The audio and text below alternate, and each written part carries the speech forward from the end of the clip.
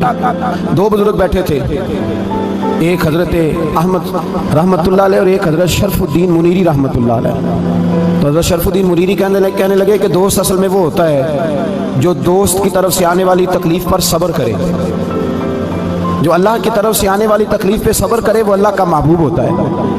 تو حضرت احمد فرمانے لگے نہیں، مجھے تیری بات کی سمجھ کوئی نہیں آئی، صبر کرے وہ اللہ کا دوست ہے، مصیبت پہ صبر کرے۔ تو کہا جناب پھر اگر نہیں سمجھ آئی تو آپ بتا دیں اللہ کا دوست کون ہے؟ تو آپ فرمانے لگے جو محبوب کی طرف سے آنے والی مصیبت کو اس کا تحفہ سمجھ کے قبول کرے وہ اصل دوست ہوتا ہے۔ اس کا تحفہ سمجھ کے قبول کرے، اپنے رب کا تحفہ سمجھے، مالک کا تحفہ سمجھے کہ اس نے مجھے تحفہ دیا ہے، مجھے کسی مشکل میں ڈالا ہے۔ تو رب کریم بلا مثال و بلا تشبیہ سمجھانے کے لیے اللہ جب کسی کو مشکل میں ڈالتا ہے، کافروں کو تو اس نے موجیں کرائی ہوئی ہے، بڑی بڑی سہولتیں دی ہوئی ہیں، مشکل میں ڈب بھی ڈالتا ہے، اپنے نیک بندوں کو ڈالتا ہے۔ نمرود اور فرعون کے پیروں میں کانٹا بھی نہیں چبھتا تھا، ان کو تکلیف نہیں آتی۔ تکلیف کسے آتی تھی؟ اللہ کے نیک بندوں کو تکلیف آتی تھی۔ حضرت رابعہ بصریہ جب تک زندہ رہی تب تک بیمار رہی، جس دن طبیعت ٹھیک ہوتی تو کہتی اے اللہ تو کہیں مجھ سے ناراض تو نہیں ہو گیا، تو کہیں ناراض تو نہیں مولا جب تو مجھے تکلیف دیتا ہے تو میں رو کے تیری عبادت کرتی، جب مجھے دکھ ہوتے ہیں تو میں سجدے میں تڑپتی، اور خدا بندہ اب تو میں سکھی ہوں، موج میں ہوں، مجھے رونا ہی نہیں آ رہا، تو خدا بندہ تو کہیں ناراض تو نہیں ہو گیا مجھ سے۔ دکھ تو اچھے ہوتے ہیں، دکھ تو پیارے ہوتے ہیں، اور دکھوں کے بعد جو اللہ آسانی دیتا ہے اس آسانی کا پھر کیا ہی کہنا۔ اس حضرت ایوب علی نبینا علیہ الصلوۃ والسلام بیمار رہے، 60 سال اللہ نے تندرستی دی۔ کتنے سال بولے؟ 60 سال، غور کرنا بات پر، 60 سال علیل رہے، پھر بیمار ہو گئے، 18 سال ہو گئے بیمار ہوئے۔ زوجہ کہنے لگی دعا کر لیں آپ کو اللہ صحت دے دے۔ ہمیں اگر کوئی بندہ پوچھ لینا کہ بھائی کبھی کوئی خاص بات تو سناؤ، تو ہم جو ساری زندگی سکھ کے ساتھ سوئے ہوتے ہیں وہ بات نہیں سناتے، وہ جو ایک رات درد سے نیند نہیں آتی اس رات کا قصہ سناتے ہیں، کوئی شکر کی پٹی بھی باندھ نہیں۔ حضرت ایوب 18 سال بیمار رہے، زوجہ کہنے لگی دعا کر لو، تو آپ فرمانے لگے بی بی سے کہ صحت کتنی دیر رہی؟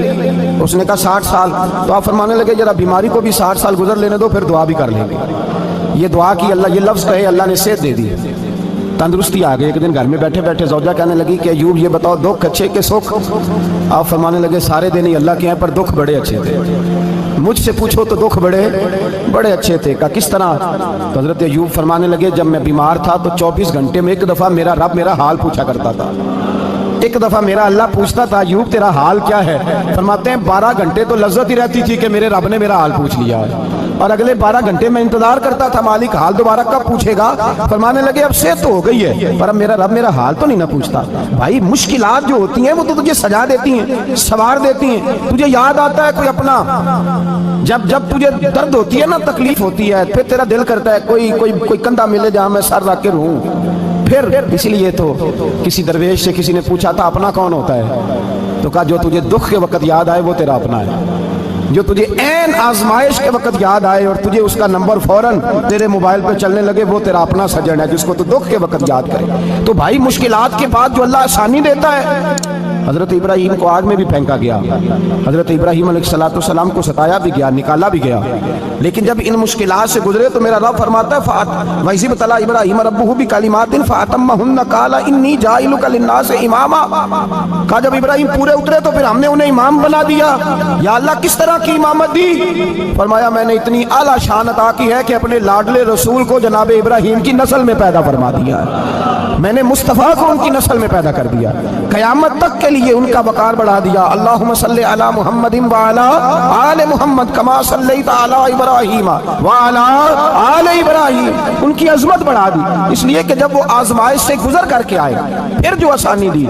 میرے نبی پاک صلی اللہ علیہ وسلم نے دین ابراہیمی کی بہت ساری چیزوں کو رکھا، کہا میں ملت ابراہیمی پہ ہوں۔ جب کوئی مشکلات کو عبور کر کے آتا ہے، جب کوئی تکلیفیں سہ کر کے آتا ہے، اس کے لیے جو اجر ہوتا ہے، اس کے لیے جو پھر اللہ کتنی ذرا بڑی توجہ کیجئے گا۔ لوگ سمجھتے ہیں فلاں آدمی مشکل میں ہے تو شاید مشکل میں ہی رہے گا، فلاں آزمائش میں ہے تو شاید آج میرا اللہ فرماتا ہے ایک مشکل دے کے میں 2 آسانیاں بھی دوں گا۔ تم مشکل دیکھ رہے ہو، مشکل نہ دیکھو، وہ جو اس کو بعد میں آسانی آنے والی ہے، اور ڈبل جو میں اس پر نعمت کرنے والا ہوں اس کو دیکھو۔ حضرت یوسف کو بھائیوں نے کنویں میں ڈال دیا تھا، اور جب کنویں سے نکلے تو مصر کے بازاروں میں بکے، اور پھر زلیخا نے الزام لگایا تو حالات بگڑ گئے۔ حضرت یوسف کو جیل جانا پڑا, کتنی کٹھن زندگی تھی, لیکن میرے مالک کو کچھ اور ہی منظور تھا. کنویں میں گرنے والے, بازار میں بکنے والے, جیل میں جانے والے, الزام لینے والے جناب یوسف کو رب کریم نے اسی مصر کا بادشاہ بنا دیا. اللہ پاک نے اسی مصر کا حکمران بنا دیا. یاری تیری سونا ہے پر ازمائشاں تیریاں اگ, یہ سونا پرکھیا جاوند آئی پہلو نال اگاں دے لگ. اس کے لیے تھوڑا سا جتن کرنا پڑتا, تھوڑے کٹھن حالات سے گزرنا پڑتا, تھوڑی آزمائشوں کا روپ دیکھنا پڑتا. ہم چاہتے ہیں کہ ہمیں چھیڑے کوئی نہ کوئی تکلیف نہ آئے, کوئی آزمائش, یہ ہو نہیں سکتا میرے بھائی. نامی کوئی بغیر مشقت نہیں ہوا, 100 بار جب عقیق کٹا تب جا کر نگی ہوا.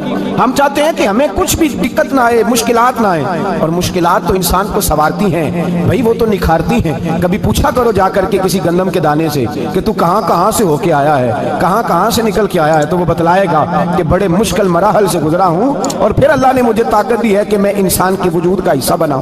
تو بھائی کٹھن مراحل, آزمائشیں, تکلیفیں, یہ انسان کو بڑا انسان بنا دیتی ہیں.